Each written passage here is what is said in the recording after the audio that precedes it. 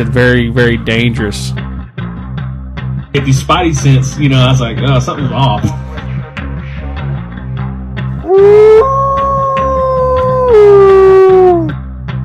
And I'm just like, man, I'm waiting to hear something, Keep that crowd warmed up.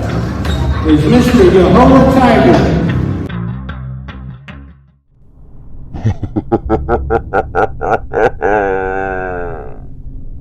Welcome to This Is Creepy Part 4. On this episode, you are going to get some of the scariest, creepiest, and spine-tingling tales from a res near you. Enjoy!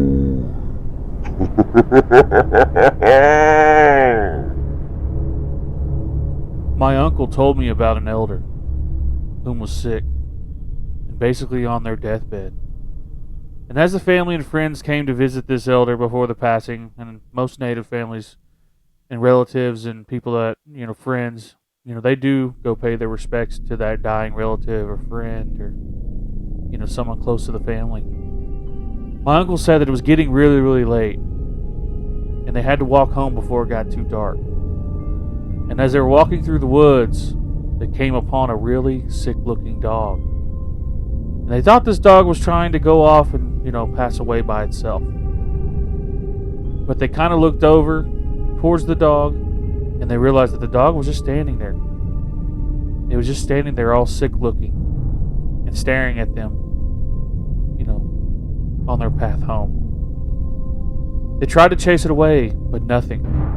The dog wouldn't even move out of their path. And the next thing they thought was, let's throw some rocks at this really sick dog to get it out of the way.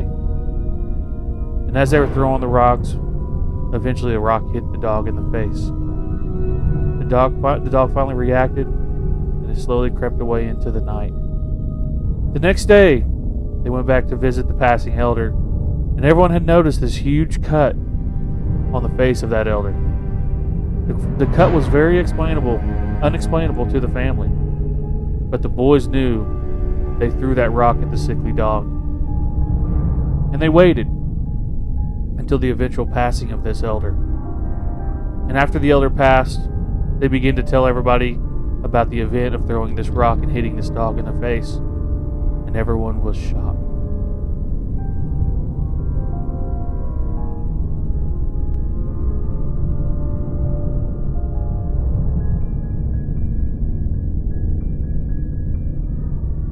One night we were playing with a Ouija board on the porch of our house, and our dog began barking towards the road.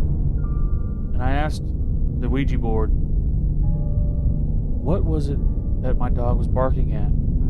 And the board said, evil. I asked the board, what do you mean? And the board said that there were spirits watching us, but wouldn't come near because your dog was a guardian. Along with me and my brother having a guardian spirit that followed us, I asked the board why they were following us, and the board replied that I reminded the female spirit of her boyfriend, and my brother had a guy that followed him that reminded him of his son. It was freaky because we were the only ones that had guardian spirits that followed us. I don't know to this day if the spirits went on or if they still follow us. I do not plan on playing with the Ouija board again.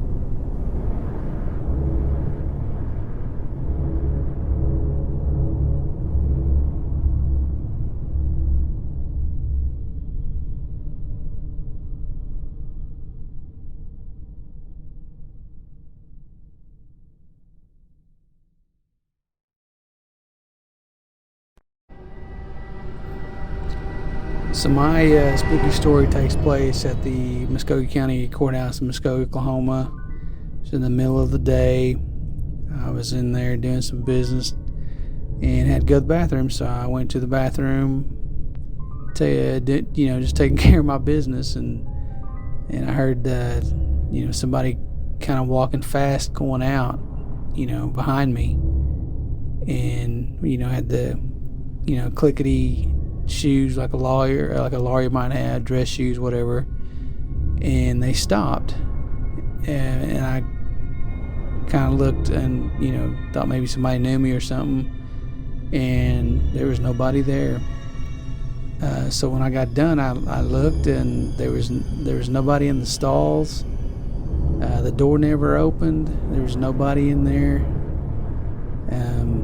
I wasn't spooked out or anything. It's just something that happened.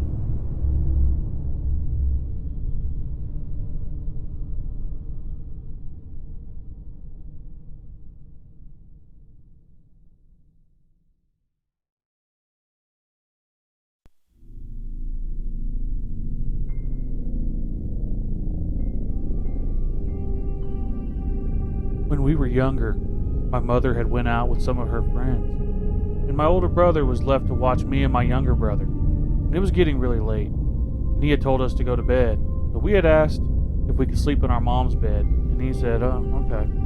We go to sleep. In our old Indian 4-bedroom house, my brother slept in the middle room. And as we all were in bed for a few minutes, me and my brother were giggling and acting up in the bed for a few minutes. And my older brother comes in mad at us and tells us to go to bed. We lay there for a few minutes still kind of acting up, but not as bad as we were before. My brother comes in griping at us and tells us to stay in bed, and we reply to him, we were in bed. And he goes back to his room, and he was still pretty mad. As we lay in bed, the trembling shake hits the bed, and the bed is shaking. And all of a sudden it stopped. My brother comes into the room. He's pissed. He starts griping us out again and again and again, as he had all night long. We tell him what just happened, and he looked at us in a daze, and he sees that we're telling the truth. And we go into the living room, and that's where we slept that night.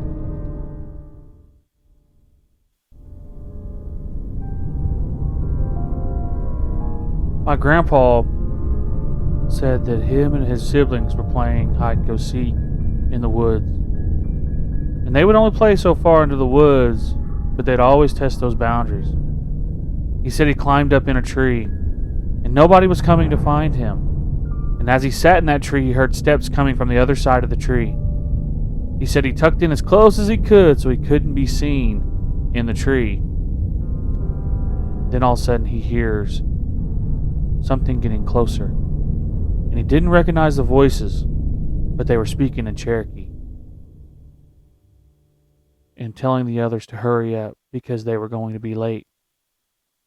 He sits as still as he possibly could in the tree, and as the voices got pretty much underneath the tree, he looked down and he saw 3 LP walking past. And he sat for some time to let them pass further on.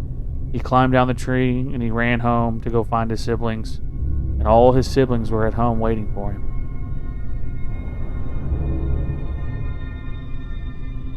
Black Panthers in Oklahoma, they are absolutely real, and I have seen one myself up close and personal in Cole County, Oklahoma. Cole County is located in the southeast part of Oklahoma. It's about 30 minutes south of Ada and north of Atoka. In 1998, I was driving home, and one of these big beasts walked out in front of my car. Its face and its body were slightly bigger and wider than a normal mountain lion. It had solid black, absolutely no spots. Black Panthers are seen all over the place in Oklahoma. I was about 7 years old, and I was in Zoltan, near Carnegie, Oklahoma. We just got off the bus at our cousin's house after Bible school. We live about a mile from home. My sister and me were getting ready to walk home. When we got on the road, on the right side of the road of this bridge, he was laying in the middle of the road like just a normal cat, wiggling his tail. We ran back and told my uncle. He didn't believe us. So we wanted to get home so we could walk again to the road by the bridge. And he was gone. My sister and I took off our shoes to run past the bridge. I ran as fast as I could. I got up the hill. My sister was still on the other side. So I had to run back and get her. And that was the scariest thing that has ever happened to me. We could have died. Another time, our dogs were barking, and we look outside, and this black panther was walking right by our house. The dogs didn't even scare it.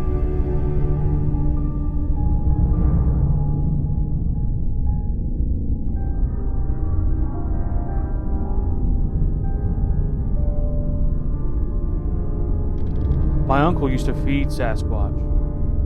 He would just put food out for them all the time, and he always said there was at least a couple families of them. I'm not quite sure if anyone continued to feed them because my uncle passed away. There were people that would see them during the powwows. Some said that it sounded like they were trying to sing along. My dad got to see one once at a powwow. They were cleaning the grounds, and one was watching them from the tree line. Unfortunately, I've only have ever got to see one through night vision goggles, so I couldn't really see them too good through that, but I've seen the eye reflection. I've also had spirit experiences and an apparition, and also heard children's voices before.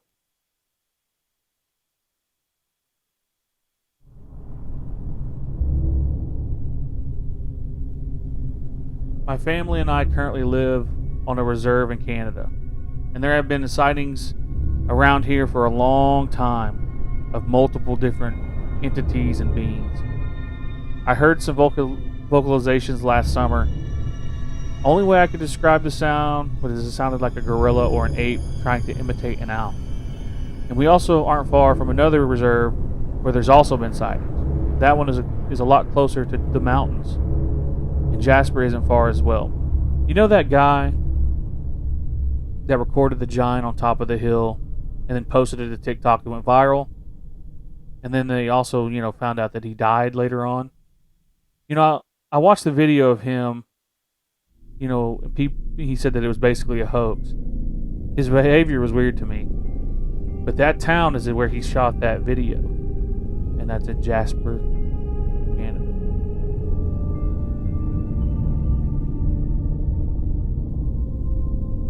I read and watch a lot of paranormal and cryptic articles and videos, and have just recently started learning and listening to podcasts.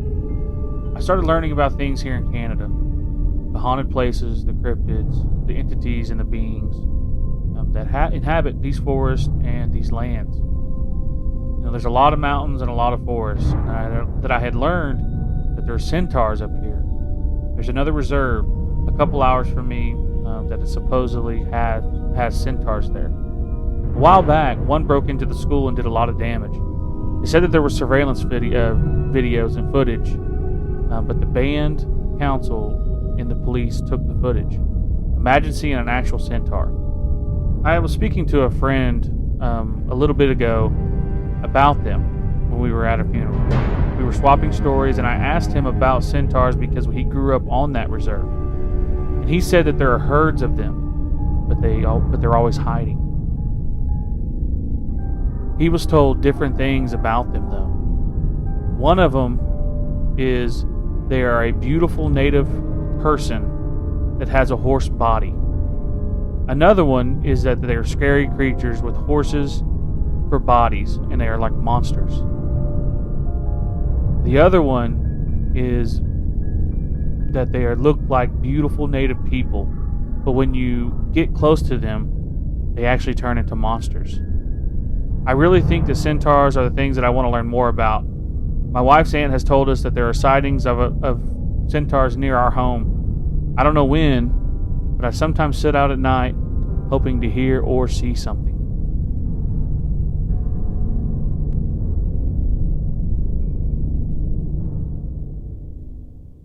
I have a few stories that I'd like to share. A quick one. Now, I know that I'm not supposed to be eating outside at night or eat in the dark. So it's a habit. It's ingrained in me. So with that being said, my mom and I had gone to a meeting one night at one of the tribal buildings. We had brought food, but left it in the car. So we didn't know if we could bring it or if they were serving food, but we just left it in the car to be safe. When the meeting was over, my mom and I jumped in the car and I turned on the little dome light in the car and we tore that food up, man. We was starving. I'm eating my food and I continue to turn on my brights and my mom makes the comment, "Don't you know that that's the cemetery back there?" Now, granted, I did know. I just wanted to see if I could see something. Anyways, we finish our food and we leave.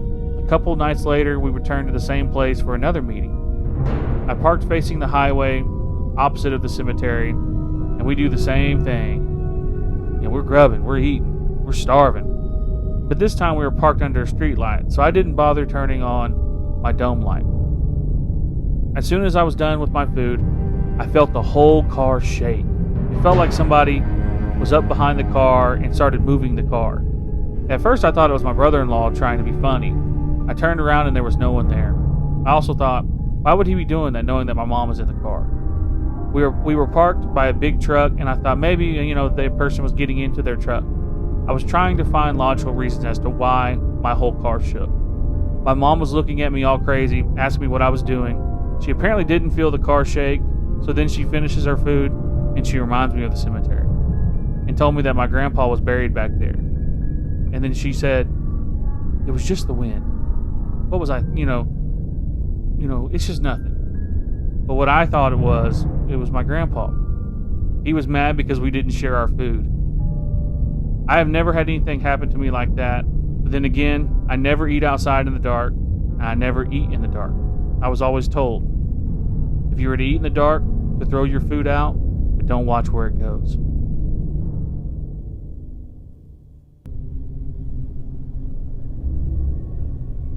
My son and I took a very last-minute trip from Oklahoma to Louisiana. At the time, he was about 3. Our trip was a little longer than I had expected, especially with a small child. And by midnight, we were still on the road. We were somewhere in Texas. My GPS said that we still had about 3 hours to go. And I had about a half tank of gas left. And I was trying to tell myself the next brightly lit gas station, I'm going to get out and get some gas and get back on the road. Well, as soon as I thought that, a brightly lit gas station appears. I got some gas and we get back on the road. The lights from the small town started to fade away and my 3-year-old child says, "Who is that, Mommy?" He had his tablet, he had some books, and he had toys in the back. So my first thought was maybe he was, looking at something in the book or on the tablet. I asked him where, and he says, "In the seat next to you." Again, it's just the two of us in the car. Knowing this, I moved my eyes to look in the seat next to me, and of course I didn't see anything. I kind of get scared, mainly feeling shocked. I didn't know what to say to him, so I decided to ask, "What do they look like?" And he takes a while, and it looks like he's really studying, looking at somebody in the seat next to me. He finally says, just like a man. And it was relief to me. And I just told my son, it's probably someone who needs a ride, and they'll get out when we reach their destination. I didn't feel threatened or anything like that, but it was something, or that it was anything bad. I just said a little prayer to whatever was with us, that we take them where he needs to go, and as long as he allows us to get where we are going. And about an hour later, we reached Shreveport, and it was busy and bright, and I had the courage to ask my son about the passenger. He looked and said, "No, he's gone." I kept that story to myself for a long time. I always had a feeling that my son could see spirits or that they are around him. But this trip confirmed it.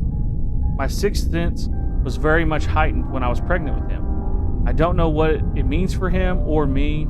He told my mom that he sees stuff this past summer. My mom is one of those old school Indians that we don't talk about this stuff and, we just keep it moving. So hearing that from her grandson, she was in a great deal of disbelief. I think she automatically thought that we were all seeing demons. She sounded the alarms and had my uncles come over, which, man. Anyways, my son's brain processes things differently, and we have been on a path to help him. I've started to wonder if this has anything to do with why he's able to see things. I don't know if the two are related, but, it is very interesting. He really told my mom, "I used to see them more when I was younger. My son is only 10.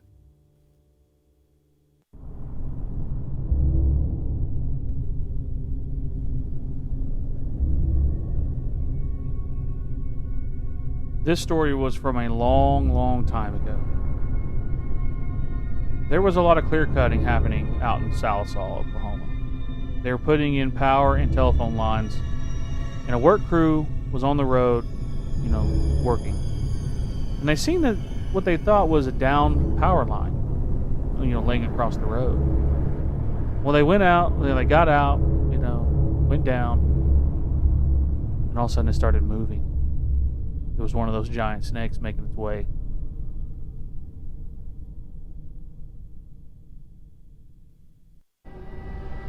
My wife told me a story about seeing a Dogman when she was a little girl.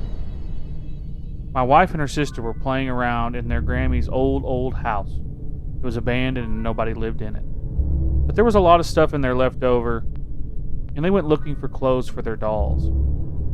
When they were looking through the clothes and all the various things in this room, they just happened to look over, and there was this creature standing in the corner of the room. It stood up. My wife described it as eyes red as fire, and it was looking right at them. She said that they were so scared that they froze, and they were so frozen it felt like an eternity. But it was really only after a couple of seconds. Her sister grabbed her and they ran away. And she said that we walked out on the porch and watched them run away.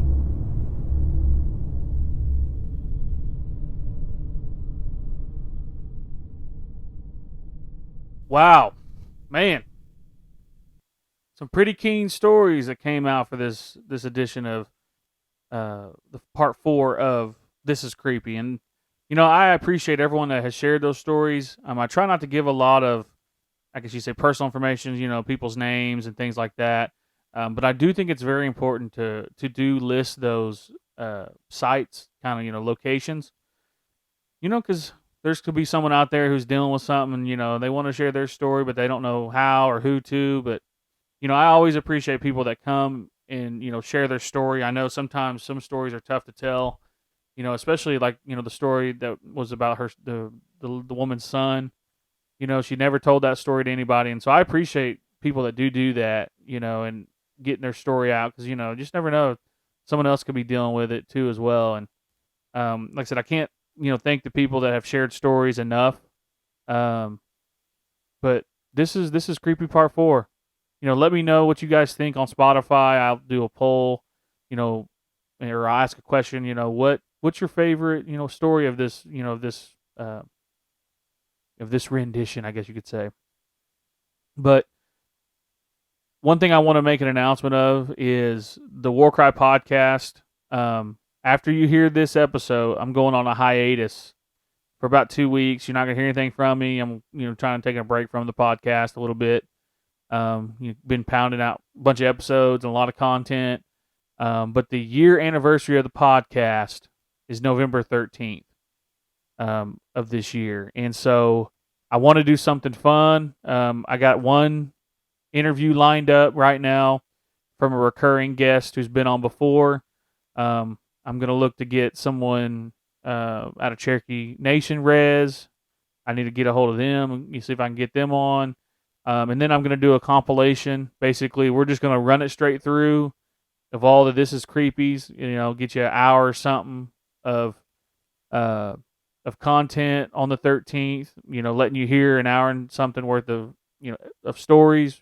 True stories that people have shared. And if you have a story and you want to be on This Is Creepy Part 5, now I'm going to put this out way ahead of time. This Is Creepy Part 5 is coming out New Year's Day. Okay? So you got from here all the way to New Year's Day to get your stories in if you want to hear them. One thing, too, that I love about This Is Creepy is a lot of, our native culture is oral history. And to be able to record that, and yeah, it's me telling the story, but it's your story that you're sharing, that you could say, years from now, you're old, like, especially if you're young, someone like me who's younger, and you're sharing those stories, and, your grandkids will say, hey, pop this podcast in real quick. And they can listen to it, and it's your story. it's just coming from my voice. But like I said, get your stories in. This is Creepy Part 5, New Year's Day. And then after New Year's, we'll see what happens. I know I'm going to bring back Dono from Red Scares. I'm going to try to get Matt Knapp on the podcast again from Bigfoot Crossroads. So like I said, I got some friends out there, that they enjoyed, the interview and they want to come back. So like I said, we got some things for you. But like I said, I wanted to say, after you hear this episode, which is coming out October 30th, we're going on a hiatus. Go to the merch store, get you a shirt. We got hats now. We even got bucket hats. T-shirts, classic tees, flexible tees, hoodies, lightweight hoodies, all that good stuff. Multiple logos. If you guys follow me on Facebook, you'll see a lot of those logos that I've been posting, or on Instagram, which Yahola Tiger on Facebook, Warcry Pod on TikTok and Instagram. And if you want to share your story, shoot me a message on Facebook or email me at realwarcrypod@gmail.com. And like I said, guys, I appreciate everybody that's shared, and I appreciate you guys listening. We've hit 12K in audio downloads and listens. We're fast approaching 15,000. The YouTube is growing. So like I said, it's not just me, it's us. And I appreciate everybody, and I'll catch you on the next one.